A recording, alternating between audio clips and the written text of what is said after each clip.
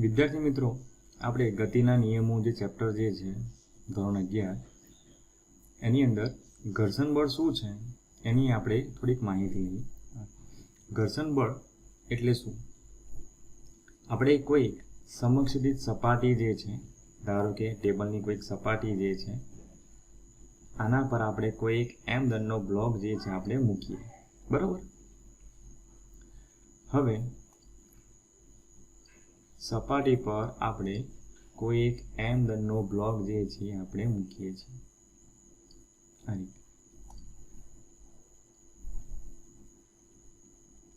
m દળનો block છે તો આપણે જાણીએ છીએ કે વજન બળ જે છે એ કઈ દિશામાં લાગશે? તો વજન બળ નીચેની દિશામાં લાગશે. તો વજન બળની ડાયરેક્શન આપણે દોરી દઈએ છીએ નીચેની દિશામાં, બરાબર. અને લંબ બળની ડાયરેક્શન જે છે એ ઉપરની દિશામાં, એટલે સપાટીને હંમેશા લંબ હશે. આ રીતે તો લખીએ આપણે કે n જે છે લંબ બળ છે અને mg શું છે? તો વજન બળ છે. તો આપણે સાઈડ પર ઇન્ડિકેટ કરીએ આપણે કે n શું છે? તો લંબ બળ, તમે નોર્મલ ફોર્સ કહી શકો છો. અને mg શું છે? તો વજન બળ. હવે આ પદાર્થ સ્થિર છે, m દળનો બ્લોક જે છે એ સ્થિર છે. હવે સ્થિર રહેવાનું કારણ શું છે? તો આપણે જાણીએ છીએ કે એક બિંદુગામી બળો એટલે શું? કે એક બિંદુગામી બળો એવા કહેવાય કે બંનેની કાર્યરેખાઓ એક બિંદુમાંથી પસાર થાય. તો અહીં તમે જોઈ શકો છો કે n બરાબર mg થઈ ગયું. n બરાબર mg હોવાથી આ કન્ડિશનની અંદર લખીએ આપણે કે n બરાબર શું થઈ ગયા? mg છે. એક બિંદુગામી બળોને ધ્યાનમાં લેતા. એટલે આ પદાર્થ કેવો છે? સમતુલનમાં છે, સ્થિર છે. પણ આપણે શું કરીએ? હવે આ પદાર્થ પર કેપિટલ F જેટલું બળ જે છે એ સમક્ષરી દિશામાં લગાડીએ. તો બળ જે છે એ સમક્ષરી દિશામાં આપણે લગાડીએ તો ડાયરેક્શન આપણે બતાવીએ કેપિટલ F જે છે એ આપણે સમક્ષરી દિશામાં લગાડીએ છીએ. આ શું છે? તો બળ છે. તો લખી દઈએ સાઈડ પર કે F જે છે એ બાહ્ય બળ છે. બાહ્ય બળ છે અને ડાયરેક્શન કઈ છે? તો સમક્ષિતિજ દિશામાં. સમક્ષિતિજ દિશામાં આપણે બળ લગાડીએ છીએ. તો શું થશે? આપણે થોડુંક ઓબ્ઝર્વેશન કરીએ તો કેપિટલ F ની કિંમત જો આપણે 5 ન્યૂટન લગાડીએ, સપોઝ ધારો કે, તો પણ આ પદાર્થ સ્થિર હોય. આનો મતલબ કે 5 ન્યૂટન જેટલું જ કોઈ એક બળ જે છે એ વિરુદ્ધ દિશામાં લાગતું હોવું જોઈએ. તો જ પદાર્થ સમતુલનમાં આવશે, તો જ પદાર્થ સ્થિર રહેશે. તો આ બળ કયું છે? તો એ બળ જે છે એનું નામ આપી દઈએ આપણે ઘર્ષણ બળ છે. તો ઘર્ષણ બળ જે છે એ ટેબલની સપાટી, લખી દે આ શું છે? ટેબલની સપાટી છે. ટેબલ છે. આ બ્લોકની સપાટી અને ટેબલની સપાટી જે છે એમના વચ્ચે લાગશે. તો ઘર્ષણ બળ જે છે એને આપણે સ્મોલ f તરીકે બતાવીએ. તો 5 ન્યૂટનનું આપણે બાહ્ય બળ લગાડીએ છીએ અને પદાર્થ સ્થિર લાગે છે. તો આનો મતલબ એ કે ઘર્ષણ બળ જે છે એની વેલ્યુ તમને કેટલી જોવા મળશે? 5 ન્યૂટનની જ જોવા મળશે. હવે આપણે શું કરીએ કે આ પદાર્થ પર જે બાહ્ય બળ જે છે એની કિંમતમાં વધારો કરીએ, બરાબર. તો કિંમત જે છે આપણે વધારીએ. તો 5 ન્યૂટનની જગ્યાએ આપણે હવે કરીએ 10 ન્યૂટન, બરાબર. તો 10 ન્યૂટન આપણે બળ લગાડીએ છીએ તો પણ પદાર્થ સ્થિર છે. આનો મતલબ કે ઘર્ષણ બળની વેલ્યુ જે છે આના જ સમતોલનમાં બીજું કોઈ એક બળ જે છે, જે કાલ્પનિક, આપણે નામ શું આપી દીધું? ઘર્ષણ બળ. એની વેલ્યુ પણ કેટલી થઈ જશે? 10 ન્યૂટન જેટલી થઈ જશે. પણ જો આપણે હવે F ની કિંમત આપણે જો 12 ન્યૂટન લગાડીએ, 12 ન્યૂટન, 10 ની જગ્યાએ આપણે 12 ન્યૂટન લગાડીશું તો પદાર્થ જે છે એ સરકવાણી અણી પર આવે છે. આનો મતલબ કે પદાર્થ જે છે એ અમુક વેગથી ગતિ કરશે. આપણે એવું વિચારી લઈએ કે પદાર્થ જે છે સ્થાનાંતર કરશે. તો અહીં આગળ જે ઘર્ષણ બળની વેલ્યુ જે છે એ લિમિટ જે છે આપણને જોવા મળશે. લિમિટ જે છે એ કેટલી હતી? 10 ન્યૂટનની. 12 ન્યૂટનનું તમે બળ લગાડો છો તો પદાર્થ જે છે હવે ગતિમાં આવે છે. આનો મતલબ એ કે ઘર્ષણ બળની વેલ્યુ જે છે એ આપણને બાહ્ય બળના સમપ્રમાણમાં આપણને જોવા મળ્યું હતું. કેવી રીતે? કે શરૂઆતનું તમે ધીમે ધીમે બળ લગાડતા જાઓ, 5 ન્યૂટન, 8 ન્યૂટન, 10 ન્યૂટન, તો ત્યાં સુધી પદાર્થ જે છે સ્થિર છે. આનો મતલબ ઘર્ષણ બળની વેલ્યુ તમને મેક્સિમમ જોવા મળી. બરોબર. જેવું આપણે ઘર્ષણ બળની જે વેલ્યુ જે છે આ 10 ન્યૂટનની, એના કરતાં થોડુંક વધારે બળ એપ્લાય કરીશું આપણે તો પદાર્થ ગતિમાં આવે છે. તો આનો મતલબ એ કે આપણે લિમિટ જે છે એ શોધી શકીએ છીએ. તો ઘર્ષણ બળની જે લિમિટ જે છે એ લખી દે કે ઘર્ષણ બળ જે છે, ઘર્ષણ બળ નામ આપી દે F. આ ઘર્ષણ બળ જે છે એનું નામ આપી દે સ્ટેટિક ફ્રિક્શન ફોર્સ. આનો મતલબ કે આ શું છે? સ્થિત ઘર્ષણ બળ. નામ આપી દે સ્થિત ઘર્ષણ બળ. તો સ્થિત ઘર્ષણ બળ જે છે એ આપણને આ રીતના જોવા મળશે. સ્થિત ઘર્ષણ બળની વેલ્યુ જે છે એની લિમિટ ક્રોસ થશે તો જ પદાર્થ ગતિમાં આવશે. બરાબર. તો ઘર્ષણ બળ જે છે એ કોના સમપ્રમાણમાં ચાલે છે? તો પ્રયોગો પરથી એવું ખબર પડી આપણને કે પ્રયોગો પરથી લખીએ આપણે. પ્રયોગો પરથી સ્થિત ઘર્ષણ બળ જે છે એ કોના સમપ્રમાણમાં ચાલશે?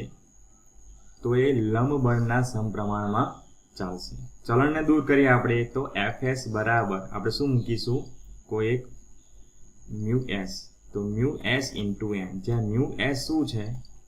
તો સ્થિત ઘર્ષણાંક છે. સ્થિત ઘર્ષણાંક. બરાબર. તો સ્થિત ઘર્ષણાંક જે છે એને જો તમે કરતા બનાવો તો μs ઇઝ ઇક્વલ ટુ શું થઈ જશે? Fs by m. બરાબર. તો આનો મતલબ એ કે સ્થિત ઘર્ષણાંકની જે વેલ્યુ જે છે કેટલી આવી? ઘર્ષણ બળ ભાગ્યા લંબ બળ. તો સ્થિત ઘર્ષણ બળ એટલે શું? આપણે જોઈ ગયા કે જ્યાં સુધી સ્થિત ઘર્ષણ બળની વેલ્યુને ક્રોસ ના થાય, બરાબર, ત્યાં સુધી પદાર્થ સ્થિર રહેશે. જો ઘર્ષણ બળની વેલ્યુ ધારો કે 10 ન્યૂટન છે, તમે બાહ્ય બળ જો 12 ન્યૂટન આપશો કે 15 ન્યૂટન આપશો તો પદાર્થ જે છે ગતિ કરશે. તો આ બંનેનો ડિફરન્સ જો તો 15 ન્યૂટન છે બાહ્ય બળ અને ઘર્ષણ બળની વેલ્યુ કેટલી છે? ધારો કે 10 ન્યૂટન. તો આપેલો પદાર્થ પરિણામી બળ જે છે F ડેશ બરાબર 5 ન્યૂટનના બળથી એ ગતિ કરશે. શું કરશે? 5 ન્યૂટનના બળથી એ ગતિ કરશે. એ પદાર્થ સ્થિર છે, તમે એને સરકવાની અહીં પર લાવો ત્યાં સુધી તમને સ્થિત ઘર્ષણ બળ જોવા મળશે. પણ જો પદાર્થ ગતિમાં હોય અને ટેબલ વચ્ચે લાગતું જે ઘર્ષણ બળ જે છે એ કેટલું છે તો એ આપણે ચેક કરીએ. એનું નામ આપી દઈએ આપણે ગતિક ઘર્ષણ બળ. ગતિક ઘર્ષણ બળ. આનું સિમ્બોલ છે, આની સંજ્ઞા છે Fk, કાઇનેટિક ફ્રિક્શન ફોર્સ. તો આના માટે આપણે વિચારીએ કે કોઈ એક ટેબલની સપાટી જે છે, કોઈ એક ટેબલની સપાટી પર m દળનો બ્લોક જે છે એ આપણે મૂકી દઈએ. m દળનો બ્લોક. ચલો, m દળનો બ્લોક જે છે આપણે મૂકી દીધો. આ પદાર્થ પર જો આપણે બાહ્ય બળ લગાડીશું, પદાર્થ જો ગતિમાં આવશે, બરાબર, તો ઘર્ષણ બળ જે છે સપાટી અને બ્લોક વચ્ચેનું જે ઘર્ષણ બળ જે છે એ ગતિની વિરુદ્ધ દિશામાં તમને જોવા મળશે. ઘર્ષણ બળ હંમેશા ગતિની વિરુદ્ધ દિશામાં તમને જોવા મળે. તો આ ઘર્ષણ બળ જે છે એનું નામ આપી દઈએ આપણે Fk. જો પદાર્થ ગતિમાં હોય તો Fk ની જે વેલ્યુ જે છે એ મહત્તમ ઘર્ષણ બળ કરતાં તમને ઓછી જોવા મળશે. બરાબર. તો મહત્તમ ઘર્ષણ બળ આપણે ક્યાં જોઈ ગયા? પદાર્થ જ્યારે સ્થિર હતો એને આપણે ગતિમાં લાવતા હતા એ વખતે તમને મહત્તમ ઘર્ષણ બળ તમને જોવા મળ્યું. ધારો કે કેટલું મળ્યું આપણને? 10 ન્યૂટન. તો જ્યારે પદાર્થ ગતિમાં જ હોય એ દરમિયાન ટેબલની સપાટી અને બ્લોકની સપાટી વચ્ચે જે કંઈ ઘર્ષણ બળ લાગશે Fk, આ Fk ની વેલ્યુ જે છે એ મહત્તમ ઘર્ષણ બળ જે હતું Fs સ્થિત ઘર્ષણ બળ કરતાં તમને ઓછી જોવા મળશે. આનું મૂલ્ય જે છે એ સ્થિત ઘર્ષણ બળ કરતાં તમને ઓછું જોવા મળશે. સૂત્ર તો એનું એ જ રહેશે. સૂત્ર આપણે લખી દઈએ કે એફ કે ઇઝ ઇક્વલ ટુ શું આવશે? Mu k into N. આ મ્યુ કે શું છે? તો ગતિક ઘર્ષણાંક કહેવાય.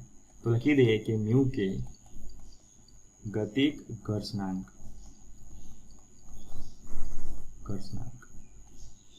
બરોબર.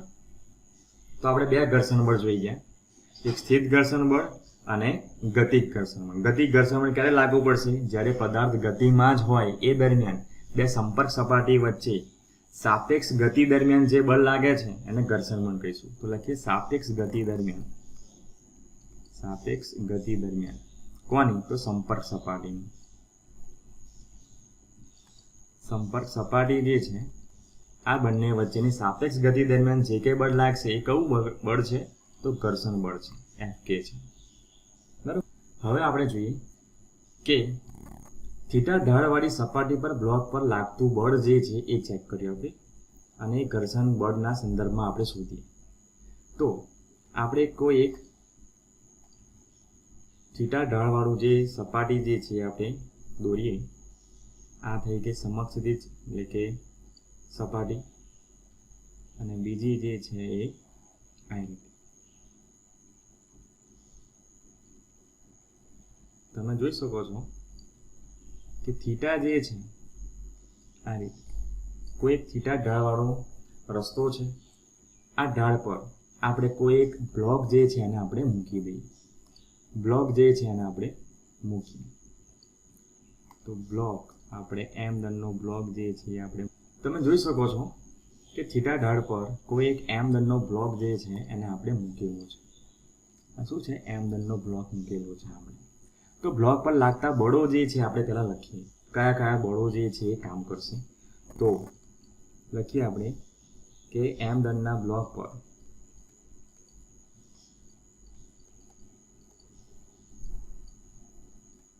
લાગતા બળો કેટલા પ્રકારના છે? તો પહેલું આવશે લંબ બળ. તો લંબ બળને આપણે નોટ કરીએ કે લંબ બળ જે છે એ સપાટીને હંમેશા લંબ લાગશે, લંબ દિશામાં. આ રીતે લંબ બળ જે છે એ સપાટીને હંમેશા લંબ દિશામાં લાગશે.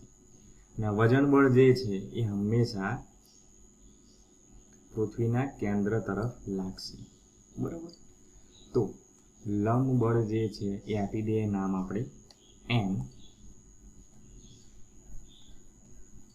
અને વજન બળ જે છે નામ આપી દઈએ mg. તો પહેલું બળ જે છે એ લંબ બળ, બીજું બળ આવ્યું વજન બળ. બરાબર. હવે તમે જોઈ શકો છો કે લંબ બળની જે કાર્યરેખા જે છે, આ લંબ બળની જે કાલ્પનિક જે કાર્યરેખા જે છે, બરાબર, એ વજન બળ સાથે, વજન બળની કાર્યરેખા સાથે કેટલા ડિગ્રીનો ખૂણો બનાવે છે? તો આ જે થીટા જે છે ને, આ થીટા અને આ થીટા બંને કેવા છે? સરખા છે. જો તમે આ ઢાળવાળો જે પાટિયું જે છે, સપાટી જે છે, તમે એને નીચેની તરફ ઉતારી દેશો તો અહીંનો થીટા જે છે એ 0 થશે. આ થીટા 0 થશે તો આ થીટા પણ વેલ્યુ કેવી થઈ જશે? 0 થઈ જશે. તો આનો મતલબ એ કે અહીં આગળ જે કે થીટા હશે એટલો જ થીટા તમને અહીં આગળ જોવા મળશે. તો લંબ બળની કાર્યરેખા અને વજન બળની કાર્યરેખા સાથે જે કંઈ થીટા બને છે એ બંને કેવા આવશે? સરખા આવશે. આ બાજુ બંને. તો વજન બળની પાસેની બાજુનો ઘટક કયો છે?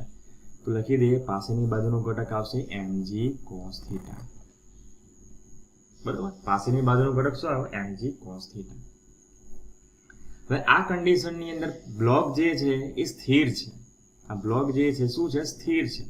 તો આના પર લાગતા બધા બળોનો સરવાળો શું થશે? 0 થશે. એ x અક્ષ પર હોય કે y અક્ષ પર હોય. તો આપણે વજન બળની પાસેની બાજુ લખી દીધી mg cos થીટા. તો સામેની બાજુ જે છે એ શું આવશે? mg sin theta. તો mg sin થીટા આપણે જે સમતલની જે સપાટી જે છે એને સમાંતર છે. તો આ બાજુનો ખૂણો જે છે એને આધારે mg sin થીટા. બરાબર. તો આ કન્ડિશનની અંદર પદાર્થ સ્થિર હોવાથી આ લંબ બળની વેલ્યુ કોના બરાબર થશે? mg cos થીટા બરાબર થશે. અને mg sin થીટા બરાબર કયું બળ લાગશે? તો આપણે જાણીએ છીએ કે બ્લોક અને આ ઢાળની સપાટી જે છે ત્યાં લાગતું બળ જે છે એ શું આવશે? ઘર્ષણ બળ. પદાર્થ સ્થિર હોવાથી ઘર્ષણ બળ કયું લાવવું પડશે? સ્થિત ઘર્ષણ બળ. તો સ્થિત ઘર્ષણ બળ જે છે એને આપણે અલગ રીતે થોડુંક બતાવીએ આ રીતે. તો સ્થિત ઘર્ષણ બળ જે છે એ તમને જોવા મળશે. તો આપણે x અક્ષ અને y અક્ષ પરના બધા બળોનો સરવાળો જે છે આપણે 0 લઈએ. કેમ? તો પદાર્થ સ્થિર હોવાથી લખીએ કે પદાર્થ સમતુલનમાં હોવાથી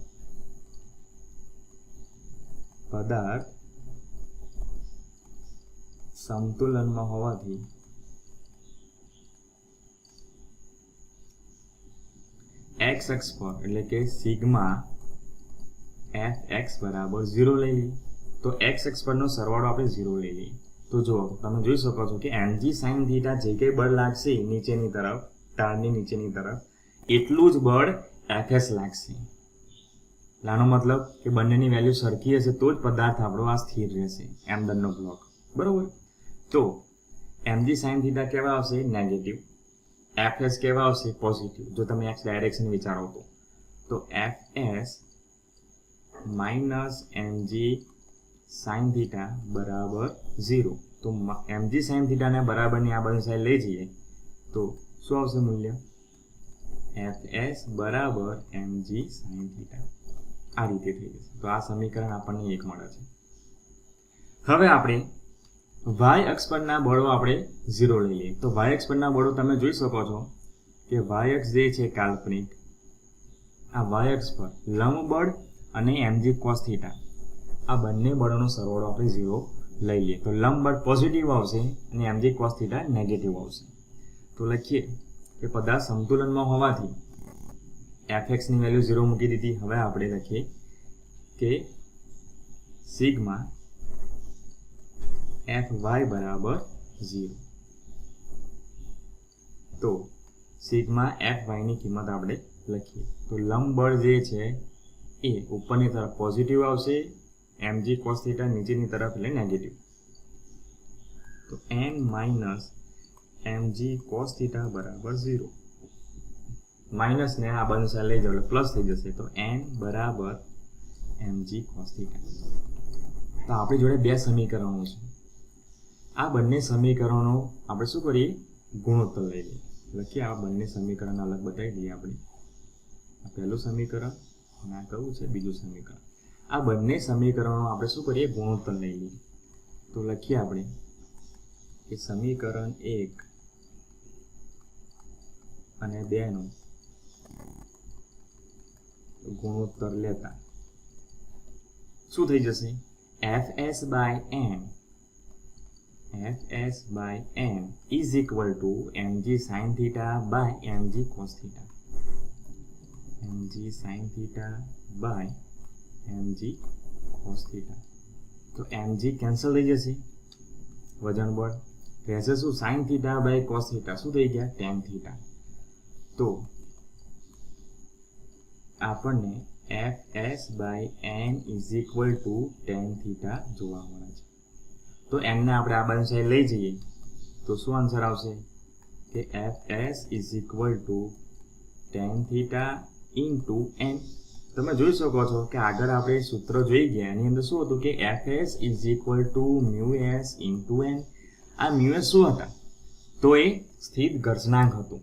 તો આ કન્ડિશનની અંદર μs બરાબર તમે tan થીટા લખી શકો છો. તમને પરીક્ષામાં એવું પૂછે કે સ્થિત ઘર્ષણાંકની વેલ્યુ શોધો તો સ્થિત ઘર્ષણાંકની વેલ્યુ tan થીટા બરાબર આવશે.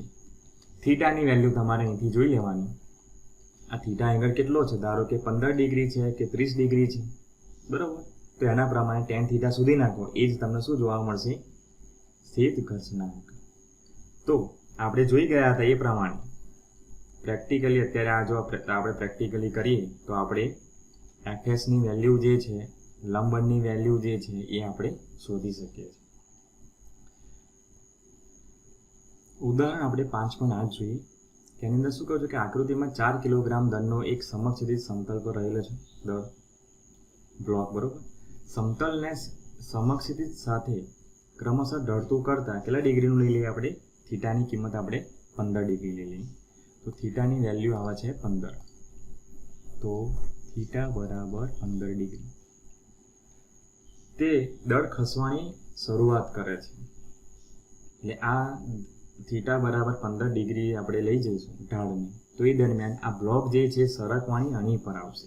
તમે જાણો છો કે થીટાને આપણે વધારીએ, ધારો કે 20 ડિગ્રી કરીએ, 25 ડિગ્રી કરીએ, તો બ્લોક તરત સરકીને નીચે આવશે. એટલે તમારે શું કરવાનું છે? થીટાને ધીમે ધીમે 5 ડિગ્રી, 10 ડિગ્રી, 15 ડિગ્રી સુધી લઈ જવાનું છે. આ એક એવી લિમિટ છે, આ લિમિટ કયા પ્રકારની કે એ દરમિયાન આ બ્લોક જે છે એ નીચેની તરફ સરકવાની અણી પર આવે. તો આ બ્લોક પર લાગતા બળો જે છે એ આપણે જોઈ લઈએ. તો બ્લોક પર લાગતા બળો જે છે એ શું આવશે? પહેલું આવશે વજન બળ, પછી આવશે લંબ બળ. લંબ બળ એ વજન બળની કાર્યરેખા સાથે કેટલા ડિગ્રીનો ખૂણો બનાવશે? તો 15 ડિગ્રી. આ જે થીટા તમે જોઈ શકો છો એ કેટલો આવશે? 15 ડિગ્રી આવશે થીટા, બરાબર. ચલો, વજન બળ નીચેની તરફ આપણે લખી દઈએ કે પાસેની બાજુનો ઘટક mg cos થીટા, સામેની બાજુનો ઘટક શું આવશે? mg sin theta. તો અહીં આવશે mg sin થીટા. થીટાની કિંમત છે 15, બરાબર. આ યાદ રાખજો. હવે 15 ડિગ્રી લઈ જતા બ્લોક સરકવાની અણી પર આવે છે. તમને આગળ કહી દીધું છે કે બ્લોક જે છે એ સરકવાની શરૂઆત કરશે. આનો મતલબ કે સમક્ષિતિજ દિશામાં બ્લોક અને ઢાળની સપાટી જે છે ત્યાં લાગતું જે બળ જે છે કયું આવશે? Fs. તમને કહી દીધું છે કે અહીંયા સ્થિત ઘર્ષણાંક જે છે તમારે શોધવાનું છે. એટલે μs તમારે શોધવાનું છે ક્વેશ્ચન માર્ક. તો ઘર્ષણ બળ જે છે એ mg sin થીટા બરાબર હશે તો જ એ સરકવાની અણી પર આવશે. હજુ આ પદાર્થ સરકતો નથી, એટલે કે Fs ની કિંમત mg sin થીટા બરાબર થઈ જશે. તો આપણે આગળ જોયું એ પ્રમાણે શું કરીશું કે પદાર્થ સ્થિર હોવાથી, બરાબર, એટલે કે સરકવાની અણી પર છે, તો પદાર્થ પર લાગતા બધા બળોનો સરવાળો આપણે શૂન્ય લઈએ. પદાર્થ પર લાગતા બળો x અક્ષ પર, તો સિગ્મા fx બરાબર 0 લઈએ. તો તમે જોઈ શકો છો શું આવશે? બોલો. mg sin થીટા એ કોના બરાબર થઈ જશે? fs બરાબર થઈ જશે. આપણે જાણીએ છીએ કે fs ની કિંમત પોઝિટિવ આવશે, mg sin થીટાની કિંમત નેગેટિવ આવશે. તો બરાબરની આ બંને સાઈડ લઈ જાઓ તો આ fs બરાબર mg sin થીટા. એવી જ રીતે લંબ બળ અને mg cos થીટા. લંબ બળ જે છે ઉપરની તરફ પોઝિટિવ, mg cos થીટા નીચેની તરફ નેગેટિવ. તો આ કિંમત જે છે આપણે લખીએ પોઝિટિવ અને નેગેટિવ. તો n બરાબર શું થઈ જશે? mg cos થીટા થઈ જશે. તમને આપ્યું શું છે કે સ્મોલ m ની કિંમત કેટલી છે પદાર્થના દળની? તો 4 કિલોગ્રામ. થીટા કેટલો છે? તો 15 ડિગ્રી, બરાબર. તો હવે આપણે શોધવાનું શું કહ્યું છે કે તમારે μs ને શોધવાના છે ક્વેશ્ચન માર્ક. μs, બરાબર. આ μs ને આપણે શોધીએ. તો એના માટે શું કરીએ આપણે? પહેલું કે આ બે સમીકરણ જે મળ્યા ને આપણે એનો ગુણોત્તર લઈએ. તો mg કેન્સલ થઈ ગયા, શું રહ્યા? તો mg sin theta by cos theta બરાબર fs બાય m. તો લખી દઈએ કે tan થીટા બરાબર fs બાય m. હવે આપણે જાણીએ છીએ કે fs ને કરતા બનાવીએ આપણે તો tan થીટા ઇન્ટુ n થઈ જશે. તો tan થીટા એ ખરેખર શું છે? તો tan થીટા એ શું છે? ઘર્ષણાંક છે, સ્થિત ઘર્ષણાંક. તો લખી દઈએ કે μs બરાબર tan થીટા. તો μs બરાબર tan થીટા. થીટા કેટલો છે? તો 15. તો tan 15 ની કિંમત તમે જોશો નેચરલ ટેન્જેન્ટની અંદર તો કેટલી આવે છે? તો એ જોઈએ આપણે. તમે જોઈ શકો છો tan 15 ની કિંમત જે છે આ sin છે, cos છે, tan છે. તો 15 ની કિંમત આપણે શોધીએ કે 15 ની કિંમત કેટલી છે?